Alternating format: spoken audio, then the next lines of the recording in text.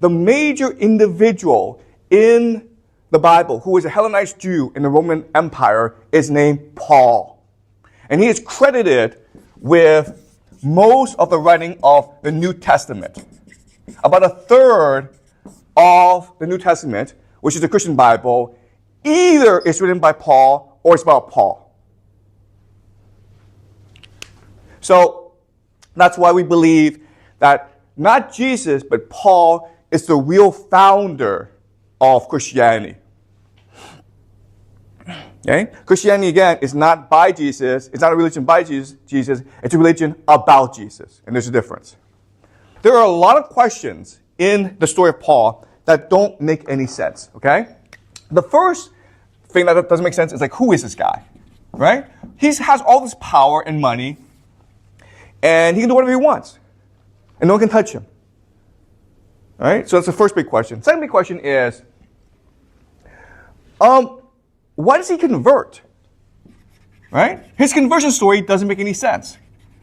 We're like, okay, well, because he saw Jesus.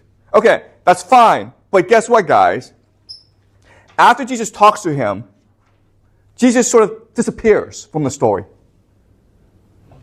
And you would think that if Jesus was so important to Paul, Paul would quote from Jesus, right?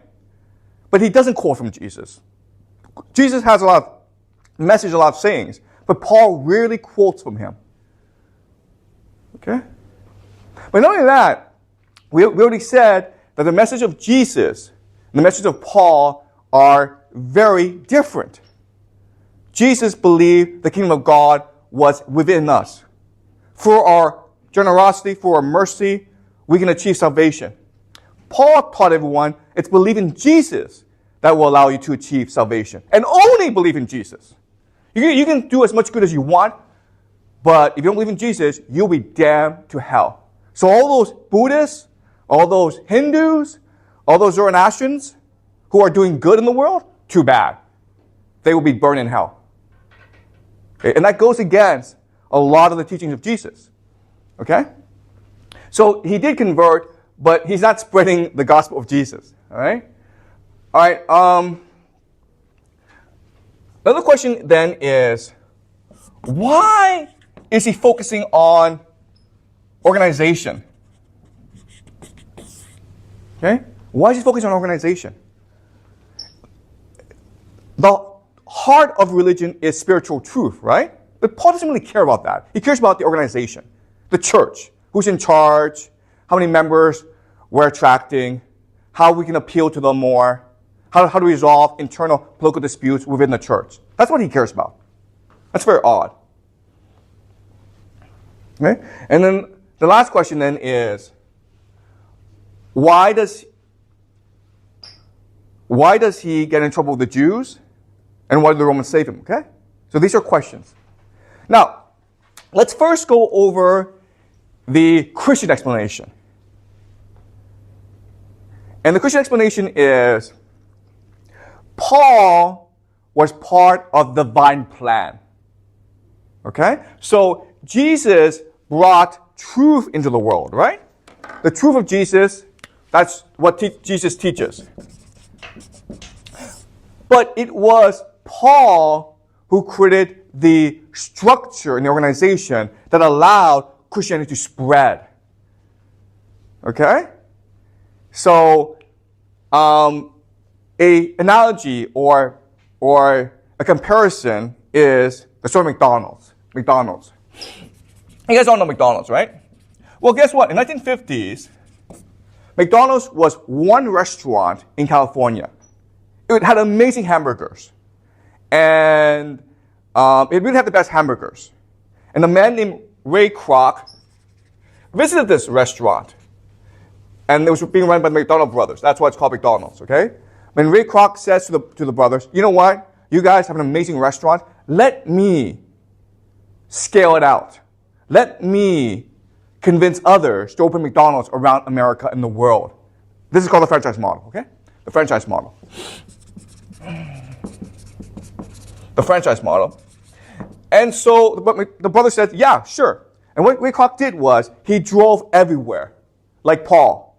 And he had these meetings, like Paul, where he convinced people of the American dream, like Paul. Ray Kroc said to everyone, if you open McDonald's, you will get rich and you will live the American dream.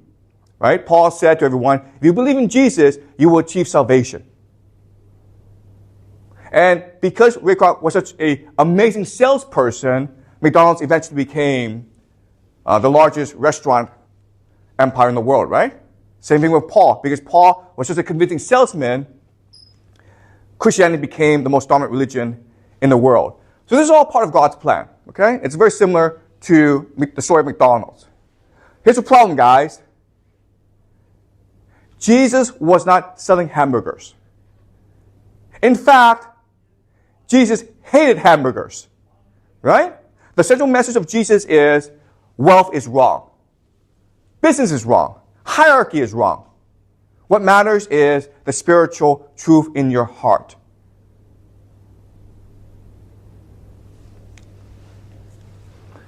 All right? So, even though this is the Christian belief that both are part of the divine plan, and Paul was basically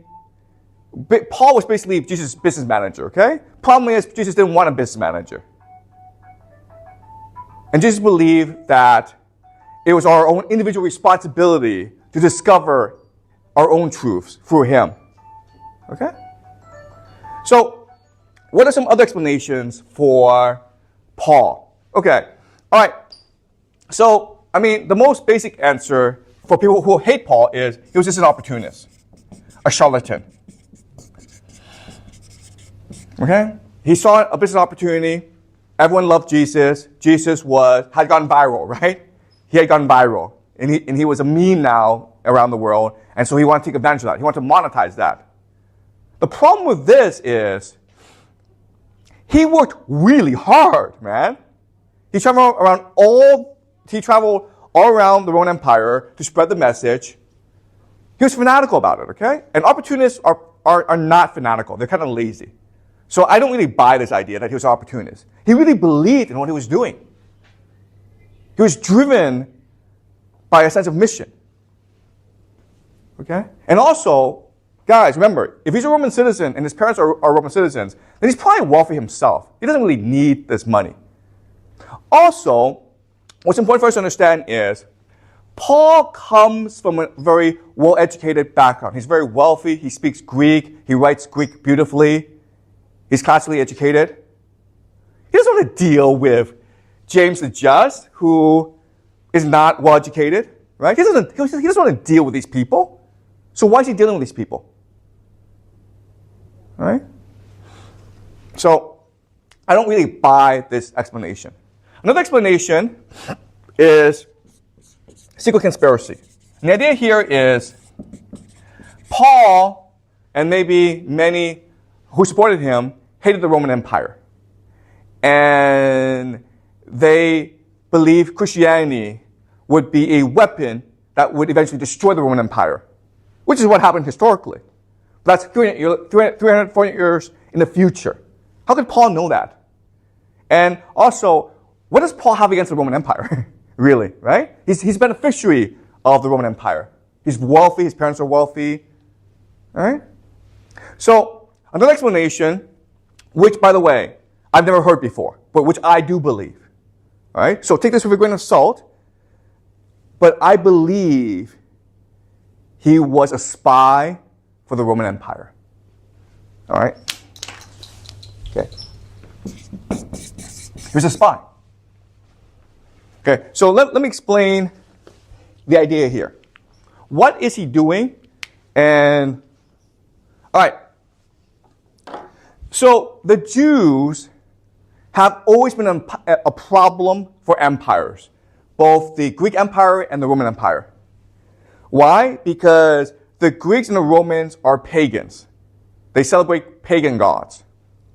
But the Jews believe that their God is the only God and every other God is false.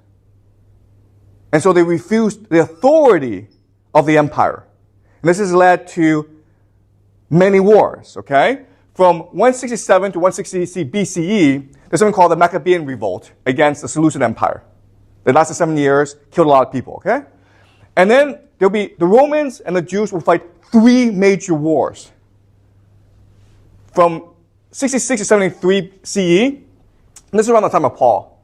The first war will be fought, and the Romans will burn the temple down and ban all Jews from Jerusalem. And the Romans think through this aggression, the Jews will be cowed. They'll be scared, right? No. It makes them even more angry, so that 2 more wars are fought from 115 to 117, and then the third war will be from 132 to 136. Okay? So the Jews are fanatical. That's what gives the Jews power. They're a poor province of the Roman Empire. But they're fanatical. And guess what? Romans respect fanaticism. Okay? Remember, 216 BCE. Hannibal invades Italy. And he destroys all the Roman armies who are against him. In the Battle of Cannae, he has killed at least 20% of the Roman adult male population and a third of the Senate. And at this point, the Romans should have surrendered and talked peace, right? But the Romans are fanatical. They refuse to surrender, and eventually they're able to destroy Carthage. Okay? So now the Romans see the Jews, who again, it's a poor, small province in the Roman Empire, and they continue to rebel. So this fanaticism of the Jews, it both scares and it awes the Romans. Okay? They understand, the Romans above all understand how powerful fanaticism is.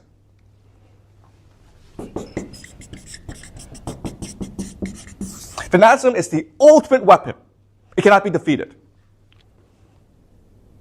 And because there's a diaspora, a Jewish diaspora, it can never be rooted out. Okay? You can destroy Jerusalem, which is what they did, but there are Jews all around the world. So you can never destroy this fanaticism.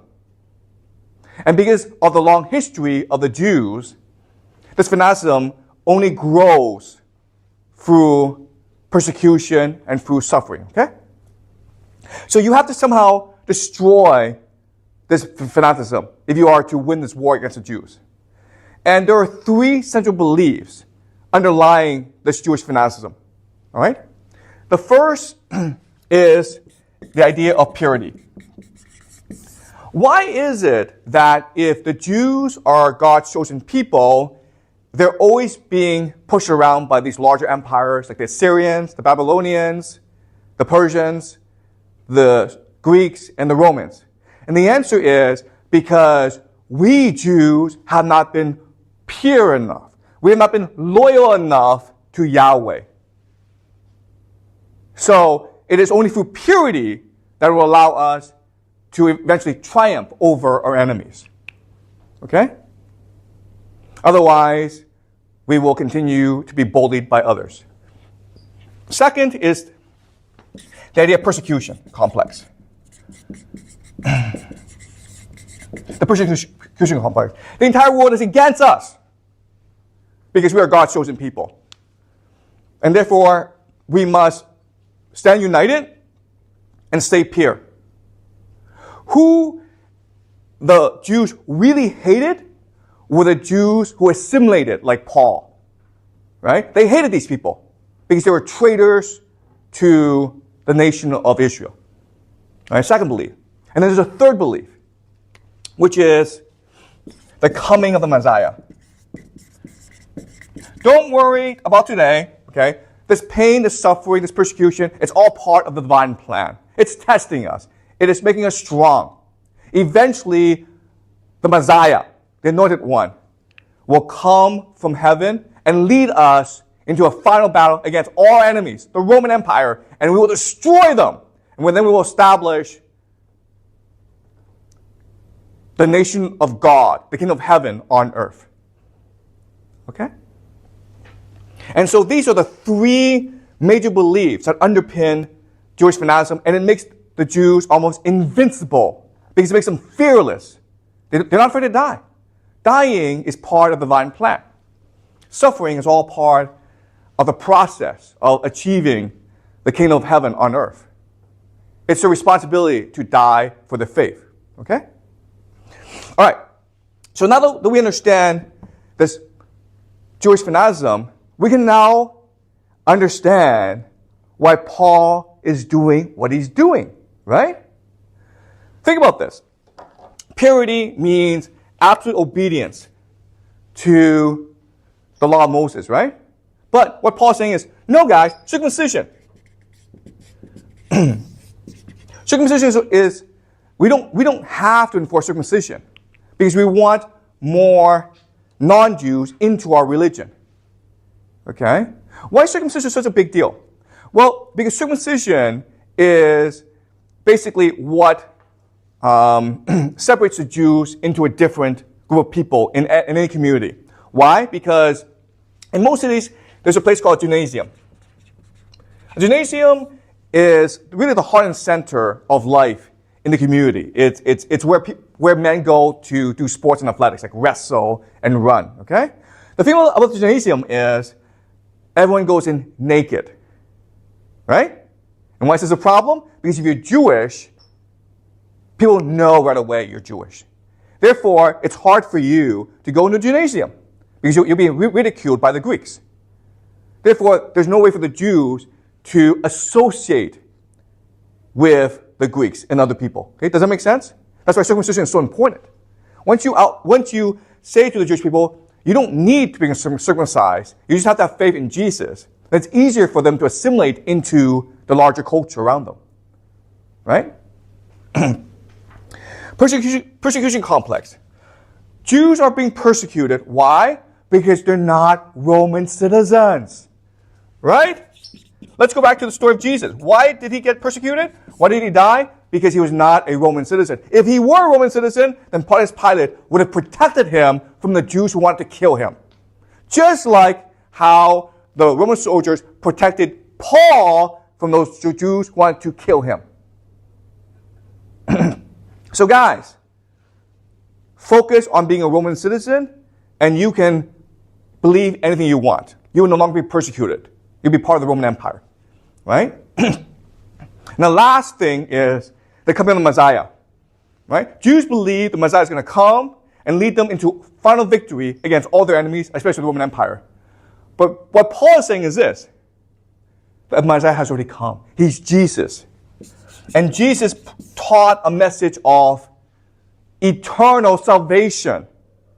Internal salvation. To recognize the evil within you and to become a better person. So if you want to be saved, you must believe that we are born evil and Jesus has come to cleanse us of our evil. Jesus was a prophet of peace. He had nothing against the Roman Empire. He was fighting against evil in the world. Okay? So, if these three things are true, then fanaticism will be destroyed. Now, obviously, if you're a fanatic, you don't believe any of this crap, okay? But Paul's message was not for fanatical Jews. They were still a minority. His message were for diaspora Jews like him who were stuck between the Roman Empire and the Jewish faith. Right? They were part of the Jewish diaspora. Maybe their fathers were Greek and their mothers were Jewish. Okay? And these are a lot of people. So Paul's message was for these people. You can still be Jewish if you believe in Jesus. And once you believe in Jesus, then you can now assimilate into the Roman Empire. And this will free you to believe whatever you want. Okay? So, this is Paul's mission. Now, then the question then is, why is Paul doing this? Why would Paul do this? And I think the answer is this. I don't want to say Paul is an opportunist or he's evil. I believe he was also a believer in his mission.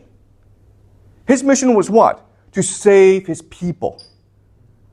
If you want to continue to live with the Roman Empire, you have to adapt yourself. You have to make compromises.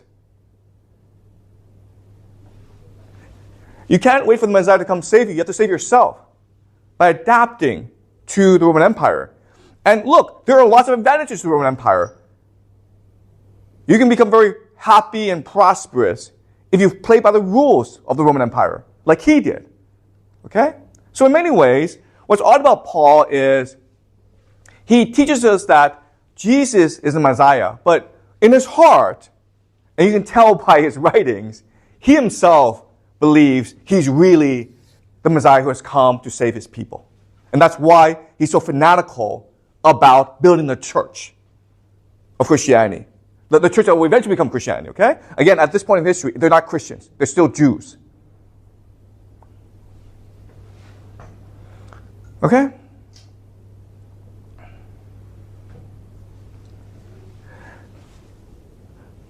But there will be a lot of consequences because Paul is doing this. He radically changes the meaning of faith and religion. All right? Because, again, the story of Jesus doesn't really make any sense. And his story doesn't make any sense either. Okay? He's lying. He's lying about who he is. So he creates a new concept. And he radically changes the concept of faith. Okay?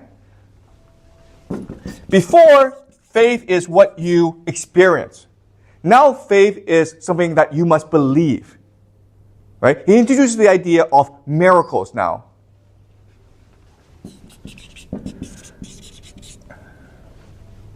If something can be explained, it's because it's a miracle. All right? And this is a new idea that didn't exist before. And the use of miracles is to explain the contradictions or the inconsistencies in the story of the Bible. Okay? So that's one major revolution of Paul's teachings. Another is the idea of tradition. Tradition is more important than the Bible, okay? So the stories, the interpretation of the Bible is now more important than the Bible itself. And Paul's church will eventually become the Catholic Church. And one thing about the Catholic Church is you are not allowed to read the Bible. The Bible is sacred. It's forbidden. Only priests are allowed to read the Bible. Because the fear is, if you read the Bible, you might misinterpret the Word of God. Okay? You don't have the spiritual power in order to fully interpret the Bible properly. Okay? All right? Okay, so there are lots of major changes to the idea of religion because of Paul's work.